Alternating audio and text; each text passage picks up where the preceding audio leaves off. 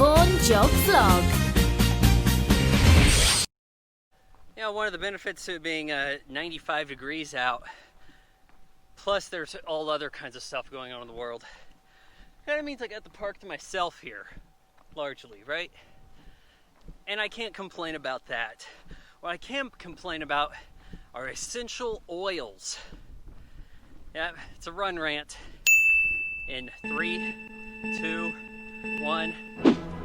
What about essential oils makes them essential? My dad was considered an essential worker on the line to put together airplanes nobody could fly. Now, I don't understand the essential oil stuff because I kind of feel like all oils are the same. This is really non-descriptive. What do they do? No telling. It's not olive oil, it's not vinegar oil, it's not coconut oil. They're essential. It's oils with a better PR team.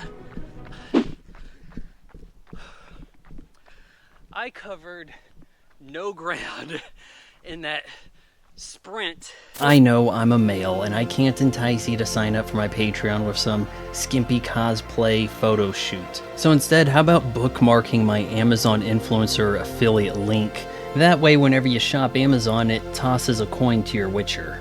A popular Netflix reference makes me cool, right? No? Okay.